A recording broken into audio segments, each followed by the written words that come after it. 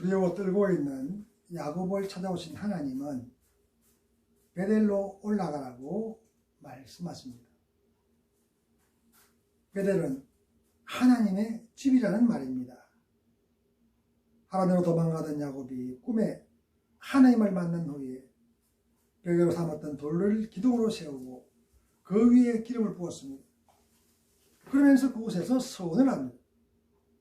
기둥으로 세운 돌이 하나님의 집이 될 것입니다. 소득의 10을 줘도 반드시 드리겠습니다 하고 그렇게 서원했던 거죠.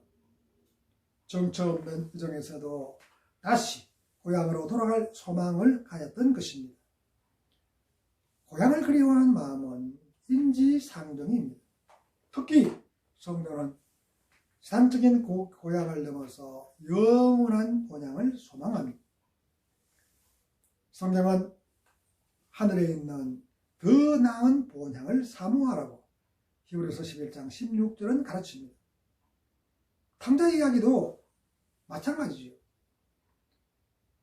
처음 얼마 동안은 흥청망청 세상적인 쾌락을 즐겼습니다.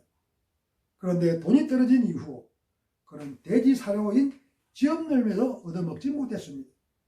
그때 그는 생각했습니다. 아버지 집에는 종들도 배를 골지 않는데 내가 이것이 무슨 꼴이냐 생각하고 아버지 집으로 돌아갈 생각을 합니다. 이제 아버지 집에 가서 아들이 아니라 종으로 살아가야 됐다고 그렇게 생각했죠. 그런데 아들을 맞이한 아버지는 좋은 옷을 입히고 동네 사람들과 큰 잔치를 베풉니다. 이것이 하나님의 마음이죠. 오늘 성경 말씀은 하나님께서 야곱에게 베델로 올라가라고 말씀하셨습니다. 왜 올라가라고 하셨을까? 그 이유를 깨닫고 새롭게 결단하는 시간이 될 수 있기를 주님의 이름으로 축복합니다. 자, 그럼 베델이 어떤 곳인가? 창세기 28장 10절에서 15절에 보면 하나님을 처음 만난 곳이 베델이었습니다.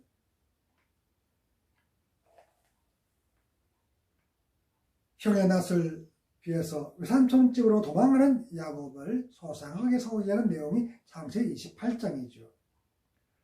그럼 하란으로 가다가 들판에서 밤을 맞았습니다.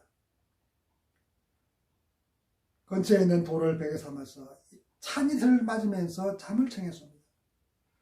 그렇게 초라한 모습으로 잠자는 그 야곱을 하나님께서 찾아오신 것입니다. 하나님께서 야곱에게 아브라함과 이삭이 약속하셨던 그 복의 약속을 내가 너에게 다시 주마 하고 다시 그 약속을 상기시킵니다. 그러면서 항상 함께 하시면서 어디를 가든지 지켜주신다는 거예요. 그리고 이 땅으로 고향 땅으로 다시 돌아오도록 만들어주마. 그래서 야곱은 그 하나님을 만난 후에 아침에 일어나서 벽에 있던 그 돌에다가 기름을 붓습니다. 그러면서 내가 세운 이 돌이 하나님의 전이 될 것입니다. 그래서 베델이 된 거예요. 하나님의 집이 된다 이 말이죠.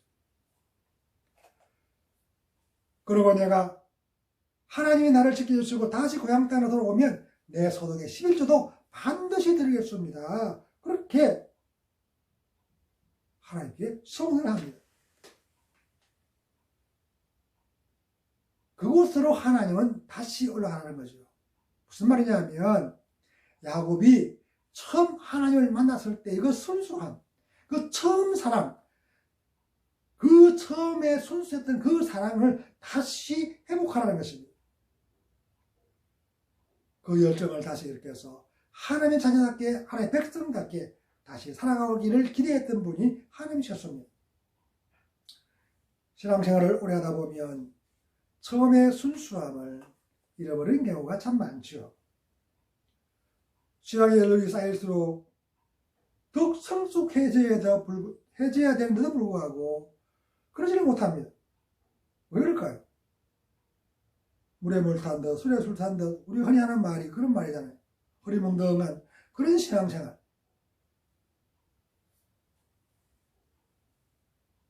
그래서 하나님을 처음 만났을 때의 그 순수한 처음 사랑을 회복하는 것, 그 처음 열정을 회복하는 것은 참으로 중요합니다. 일상에 찌들려서 하나님 만났던 그 감격이 사라져버리고 감사가 사라져버리기 때문에 결국 신앙도 변질되고 만다는 것입니다. 더군다나 야곱은 시당적인 그런 생각으로 재물을 모으는 재미에 푹 빠져버렸습니다. 그 결과는 하나님을 온전히 신뢰하지 못하는 것으로 나타나고 말았죠. 이런 이유로 야곱의 신앙을 회복시켜서 처음에 순수함을 되찾아 주시려는 것입니다.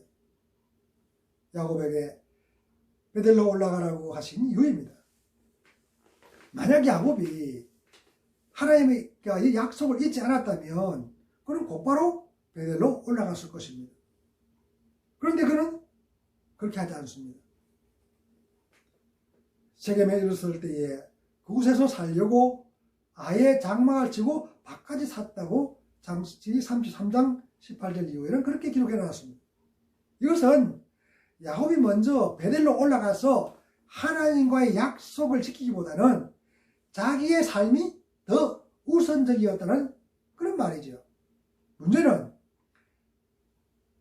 세상적인 판단과 욕심 때문에 하나밖에 없는 딸 디나가 강간당하는 불상사를 초래하고 말았다는 것입니다. 언제나 하나님은 문제를 통하여 신앙을 성숙시켜 갑니다. 아브라함의 경우를 통해서 우리는 그 사실을 잘 알 수가 있습니다. 가나안에 도착했던 아브라함, 그런데 기근이 닥쳤습니다. 그러면 그곳에서 하나님께 기도해서 기근이 물러가도록 먹을 양식이 어떻게 하든지 하나님의 도우심으로 채워지도록 그렇게 기도해야 되는데 기도하지 않고 어디로 갔습니까? 바로 애굽으로 내려갔습니다. 그런데 애굽으로 내려갔더니 이제는 아내를 뺏길 그런 더 큰 문제를 만났던 거죠. 그러나 하나님의 돌보심으로 은금과 많은 육축을 얻고 다시 가나안으로 돌아왔습니다. 아내를 판 대가로 재물은 많아졌지만 이것이 또 문제를 일으킵니다. 롯의 목자와 아브라함 목자가 그 목초지 때문에 서로 다투는 거예요. 그래서 하나밖에 없는 혈육인 조카 롯과 결국 떨어져 살아야 되는 그런 결과를 만들고 말았습니다. 이후로도 여러 가지 문제들을 만나게 하셨고 그때마다 아브라함의 신앙은 조금씩 성장해 갔습니다. 그리고 마지막 100세에 얻은 아들을 번제로 하나님께 드리고 왔을 때에 도저히 아들을 번제로 드릴 수는 없었지만 드리지 않을 수가 없었습니다. 왜? 드리지 않으면 더 큰 문제가 온다는 것을 지금껏 살아온 경험을 통해서 알았기 때문이죠. 그래서 아침 일찍 일어나서 순순히 순종하고 아들을 데리고 모리아 산으로 갔습니다. 그곳에서 칼을 들고 이삭을 죽이려고 하는 그 순간 하나님이 아브라함을 급하게 부르십니다. 그리고 풀숲에 걸려있는 순양을 하나님께 예비하시고 그 양으로 번제를 드리도록 만드셨죠. 그때 하나님은 이제야 네가 내 아들 이삭보다도 나를 더 사랑하는 줄 내가 알았다고 창세기 22장 11절 하반절은 그렇게 기록합니다. 바로 그때 아브라함이 믿음의 조상으로 세워진 것입니다. 야곱의 딸 디나가 강간을 당했다는 소식을 듣고 그의 오빠인 시몬과 레위가 보복할 계획을 세웁니다. 그래서 세겜성의 남자들이 우리와 같이 할례를 받으면 우리가 서로 통혼하면서 서로 한 가족처럼 그렇게 살아가겠다고 그렇게 제안을 합니다. 그 이야기를 그대로 믿고 세겜이 자기 아버지에게 가가지고 그 이야기를 합니다. 그래서 세겜성의 모든 남자들이 할례를 다 받았습니다. 할례를 받고 가장 고통스러운 그때 그들이 가서 그곳에 있는 모든 남자들을 칼로 다 쳐 죽여버립니다. 그리고 나머지 행위들도 같이 가서 제물까지 약탈하는 그런 만행을 저지르고 말았던 거죠. 그 소식을 들었던 야곱은 너무너무 두려웠습니다. 이제 주위의 나라들이 그 소식을 듣고 자기를 칠 것이 불을 보듯 뻔했기 때문에, 그런 상황에서 하나님은 야곱에게 해결책을 제시하는 내용이 오늘 본문의 내용입니다. 두려워하지 말고 베델로 올라가서 제단을 쌓아라. 그것이 문제를 해결하는 방법이다. 그 말인 거죠. 왜요? 하나님은 자기의 오른손으로 항상 야곱을 붙들어서 안전하게 지켜주시는 그런 분이라는 사실을 알려주기 위해서죠. 아브라함의 방패가 되셨던 그 하나님이 내가 너의 방패도 되어주마, 그렇게 약속하시는 것입니다. 하나님의 약속대로 야곱 일행은 가나안으로 베델로 올라가는 그 길을 갔지만 주위의 사람들이 아무도 그들을 해치지 못했습니다. 5절 말씀 보면 그들이 떠났으나 하나님이 그 사면 고을들로 크게 두려워하였으므로 야곱의 아들들을 추격하는 자가 없었다고 그렇게 알려주죠. 그리고 7절이 야곱의 신앙 고백입니다. 베델에서 단을 쌓고 제단을 드린 후에 그 이름을 뭐라고 합니까? 엘 베델이라고 그렇게 지었습니다. 엘 베델, 베델의 하나님. 자기가 처음에 그 베델에서 만났던 그 하나님, 바로 그 하나님이 계신 곳이다. 하나님은 야곱이 순수했던 열정과 감격이 회복되기를 원하셨습니다. 지금까지 세상에서 쌓아왔던 지식이나 재물과 수단들을 모두 내려놓고 처음에 순수함을 회복해서 새롭게 시작해야 하는 거죠. 덴마크의 철학자인 키에르케고르는 하나님께서는 모든 것을 무로부터 창조하셨다. 아무도 없는 곳에서 창조했다, 그 말이죠. 따라서 하나님께서는 무엇인가를 사용하시기 전에 반드시 아무도 없는 무로 돌리신다고 그렇게 이야기합니다. 야곱과 우리 모두에게 요구하시는 하나님의 음성이죠. 성경은 처음에 순수함을 잃어버렸을 때에, 그 열정을 잃어버렸을 때에 촛대를 옮겨버리겠다고 계시록 2장 4, 5절에서는 그렇게 경고합니다. 처음 사랑을 잃어버린 에베소 교회가 받은 경고였죠. 그러므로 처음에 순수했던 사랑과 열정을 반드시 회복해야 되는 것입니다. 베델로 올라가야 할 분명한 이유가 여기에 있습니다. 오랜 세월 동안 온갖 풍상을 겪은 고목은 속이 텅 비면서 죽어갑니다. 그런데 그 죽어가는 그 고목에 영양제 수액을 주사하면 그 고목에 다시 잎이 나고 꽃이 피고 열매를 맺습니다. 우리 신앙이 만약 고목처럼 되지 않았는지 항상 점검해야 되는 것입니다. 혹시라도 속이 텅 비어버린 고목과 같은 신앙이라면 성령의 수액을 공급받아서 처음 사랑을 다시 회복하고 꽃이 피고 열매 맺는 그런 삶을 살아가기를 바랍니다. 더 나아가 처음에 순수한 사랑과 감격을 회복한 신앙생활에 하나님의 은혜가 충만한 승리로 덧입혀지기를 예수님의 이름으로 축복합니다. 베델이 어떤 곳인가? 창세기 28장 20절 21절 말씀 보면 야곱이 서울했던 것이죠. 처음 서두에서 이야기했던 것입니다. 베델은 야곱이 꿈속에서 찾아오신 하나님 만난 후 서울했던 장소입니다. 조상들에게 약속하셨던 그 복을 다시 확인시켜주자 너무너무 감격했습니다. 잠에서 깨어난 후 베개로 삼았던 돌을 기둥으로 세운 후 그 위에 기름을 붓고 그곳의 이름을 베델이라고 명명하고 서원했습니다. 하나님께서 자기의 나그네 여정을 지켜주셔서 고향으로 평안히 돌아오도록 하신다면 여호와께서 자기의 하나님이 될 것이고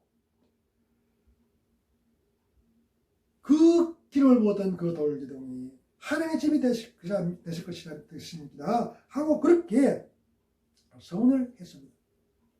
더 나아가서 반드시 11조 소득의 11조도 드리겠습니다 하고 그렇게 서원했습니다. 그런데 문제는 서원을 해놓고 야곱은 그 서원을 까맣게 잊어버렸다는 것입니다. 야곱은 잊어버렸지만 하나님은 그 야곱의 모든 요구를 다 들어주셨습니다. 그런데도 야곱은 서원을 갚지 않았던 거죠. 하나님은 야곱에게 서원했던 사실을 기억나게 하시면서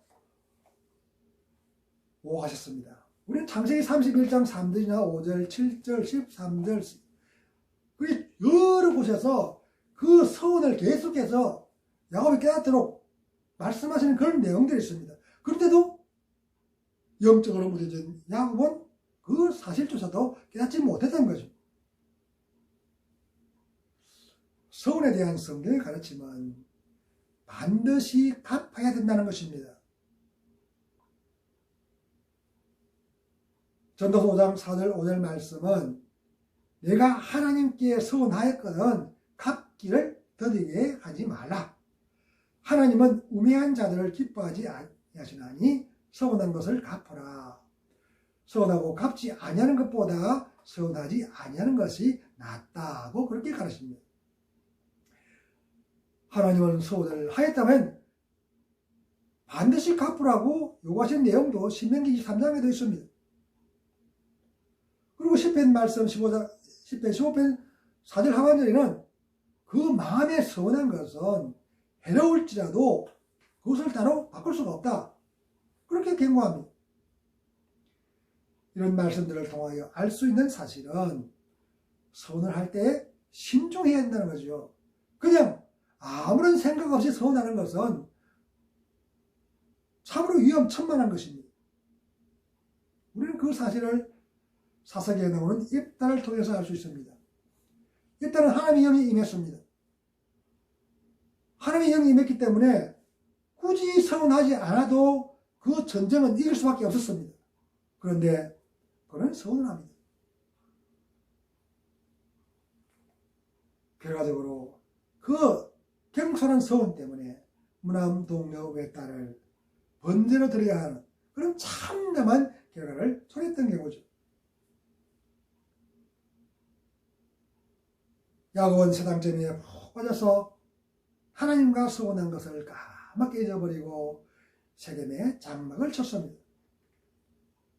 그런데 하나님은 야곱이 깨닫도록 하시려고 딸이 강간당하는 사건을 만나게 하십니다. 만약 그 사건이 일어나지 않았다면 야곱의 식솔들은 이방인들이 타락한 그런 모습을 본받아서 하나님과 영원히 멀어졌을 것입니다. 서로 같이 결혼하면서 하나의 그 민족들과 똑같은 민족이 되게 되지 않겠습니까? 사랑하는 딸이 강간당하는 일은 아버지로서는 참을 수 없는 고통입니다. 그럼에도 불구하고 그 영혼이 구원받기 위해서는 충격요법이 필요했던 거죠. 하나님은 그 사건을 통하여 야곱에게 서원을 기억하고 베델로 올라가서 갚으라는 것입니다. 한순간에 사라질 세상의 부귀영화에 마음을 빼앗기지 말라는 것입니다.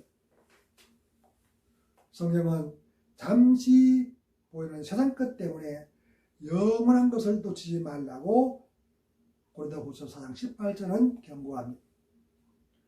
더구나 재림하시는 예수님은 내가 네 환난과 궁핍을 알거니와 실상은 내가 부유한 자라고 계시록 2장 9절은 그렇게 알려줍니다. 무슨 말이냐면 세상적인 가치관으로는 가난하고 별 볼일도 없는 그런 것 같지만 그것이 하나님의 기준으로는 부유하다는 것입니다. 그러므로 삶의 우선순위가 분명해져야 한다는 말입니다. 하나님과 약속하고 갚아드리지 못한 것이 혹시라도 있다면 하루보다 빨리 얘기해야 됩니다. 약속을 이행하지 않으면 하나님의 징계가 반드시 따라올 것이기 때문입니다. 그러므로 서울은 함부로 하지 말아야 하고 부득이 서울할 경우라도 신중해야 됩니다. 그리고 서울을 했다면 반드시 갚아야 됩니다. 그러다 불구하고 서울을 갚을 능력이나 형편이 도저히 되지 않는다면 갚을 수 있도록 최선을 다해야 합니다. 이런 열심을 통하여 하나님은 반드시 갚을 수 있도록 그런 환경을 만들어 주실 것입니다. 이런 체험적인 신앙이 하나님께 더 가까이 다가가게 만들 것입니다. 야곱의 실수를 우리의 반면교사로 삼아서 하나님 우선주의의 신앙으로 성숙해야 될 이유가 바로 여기에 있습니다. 남은 생애의 신앙생활이 이런 열정으로 날마다 하나님의 풍성한 은혜로 충만해지시기를 예수님의 이름으로 축복합니다. 그렇다면 베델로 올라가려면 어떻게 해야 될까? 그 내용이 오늘 본문 2절에서 4절의 내용입니다. 하나님은 앞에서 언급한 이유들 때문에 야곱이 베델로 올라가기를 원하십니다. 그곳에서 처음 사랑의 순수함과 열정을 회복하여 서원을 갖고 더 나아가 삶의 우선순위도 분명해지기를 기대하셨습니다. 야곱은 자기의 말씀하신 하나님의 음성을 들어도 곧바로 베델로 올라갈 참여를 합니다. 야곱은 하나님의 거룩하신 분이라는 사실을 분명히 알았기 때문에 이방의 우상들을 버리고 자신을 정결하게 하고 의복을 바꾸고 입으라고 자기의 모든 식솔들에게 그렇게 이야기했죠. 이것은 깨끗하지 못하면 하나님 계신 곳으로는 결코 올라갈 수 없다는 사실을 이야기하는 것입니다. 하나님이 거룩하신 분이라는 사실은 성경 여러 곳에서 기록합니다. 특히 레위기에는 하나님께서 내가 거룩하니 너희도 거룩할지니라 그렇게 명령하시죠. 모세와 여호수아를 만났을 때에도 내가 선 곳은 거룩한 곳이니 내 발에서 신을 벗으라고 그렇게 출애굽기 3장 5절과 여호수아서 5장 15절에 똑같은 내용을 기록해 놨습니다. 이것은 무슨 말이냐면 더럽고 추한 세상 것들로 잔뜩 묻혀가지고는 거룩한 곳으로 들어갈 수 없다는 말입니다. 야곱은 자기와 함께한 모든 사람들에게 더럽고 추한 것들을 완전히 벗어버리라고 그렇게 지시합니다. 계속해서 환난날에 기도했을 때 응답해 주셨고 자기와 늘 함께 하셨던 하나님께 제단을 쌓겠다고 결단합니다. 더 이상 이방 신들을 섬기지 않겠다는 것입니다. 세상을 의지하지 않겠다는 신앙의 고백일 수도 있죠.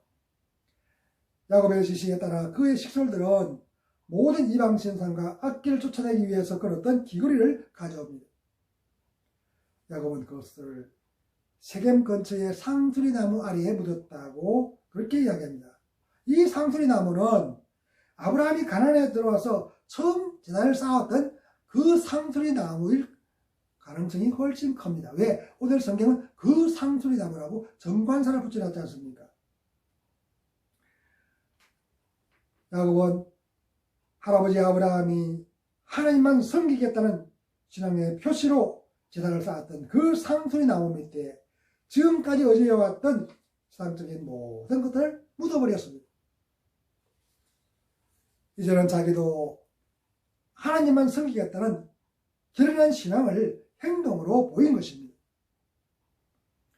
현대를 살아가는 우리의 눈에는 하나님보다 더 좋아 보이는 것들이 수도 없이 많습니다. 성경이 기록될 당시와는 비교도 할 수 없을 정도로 많습니다. 그럼에도 불구하고 성숙한 신앙이라면 야곱처럼 그 모든 것들을 가감하게 묻어버려야 됩니다. 왜 그럴까요? 눈에 보이면 미련을 떨쳐버리지 못하기 때문에 아예 땅속에 묻어버려야 한다는 것입니다. 혹시라도 세상적인 것들을 의지하고 있지는 않습니까?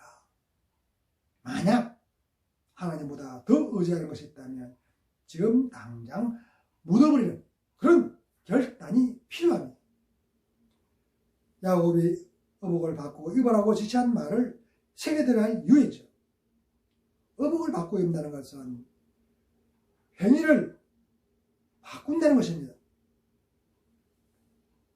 계시록 19장 8절 말씀 보면 깨끗한 세마포 예복, 세마포 옷을 입는 것이 성도의 옳은 행실이라고 그렇게 알려주지 않습니까? 이 옷은 하늘에서 벌어질 어린 양의 혼인잔치에 참석할 수 있는 예복입니다. 따라서 우리들이 살아가는 삶의 여정이 거룩하고 정결한 모습으로 깨끗하게 씻겨져야 되는 것이죠. 정결하게 씻는 방법은 어떤 것들이 있을까? 방법은 여러 가지가 많은 것입니다. 그 방법들 중에 몇 가지만 살펴보면 첫 번째는 삶의 우선순위를 분명하게 정하는 것입니다. 우리가 살아가는 삶의 여정에서 우선순위는 매우 중요합니다. 이런 이유로 성경은 믿음의 주요 또 온전하게 하시는 이인 예수를 바라보자고 그렇게 강조합니다. 이것은 우리의 시선을 예수님께 고정시키라는 말입니다. 그래야 세상을 바라보지 않고 하나님만 바라보고 나갈 수 있는 거죠. 그렇게 바라봐야 우리의 신앙의 경주를 마지막까지 완주할 수가 있는 것입니다. 두 번째는 말씀을 통하여 하나님 되심을 올바로 깨닫는 것입니다. 이것은 하나님의 절대적인 주권을 인정하라는 말입니다. 우주 만물을 지금도 섭리하시는 하나님을 인정하는 것이 삶을 정결하게 만들기 때문입니다. 하나님은 오늘도 해를 뜨게 하셨고 밤에 또 이렇게 달을 뜨게 하시고 별을 궁창에 달아놓으십니다. 그 수많은 별들 떨어지지 않고 붙들고 계시는 분이 바로 하나님이시라는 말이죠. 그 사실을 우리가 고백하는 것입니다. 그것이 바로 우리가 하나님의 절대 주권을 인정하는 것이죠. 세 번째는 예민한 영성을 유지하는 것입니다. 영성이 무뎌지면 하나님의 음성을 들을 수가 없습니다. 그렇기 때문에 날마다 영성의 날을 날카롭게 갈아야 됩니다.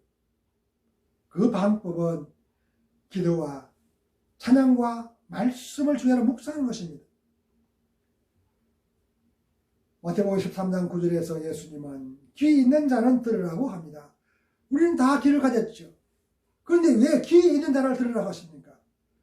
영적인 음성을 들을 수 있는 귀가 필요하다는 말이죠. 만약 하나님의 음성을 듣는 귀가 닫혀 있다면 하나님의 진노의 심판은 결코 피해갈 수 없을 것입니다. 하나님의 음성을 귀를 기울이고 순종하는 삶을 살아가야 할 분명한 이유입니다. 중요한 사실은 이런 삶의 자세가 주님과 늘 동행하는 은혜도 누리게 만든다는 것입니다. 그러므로 영성을 예민하게 유지하는 것은 아무리 강조해도 지나치지 않습니다. 남은 생애가 이런 은혜로 날마다 승리할 수 있기를 예수님의 이름으로 축복합니다.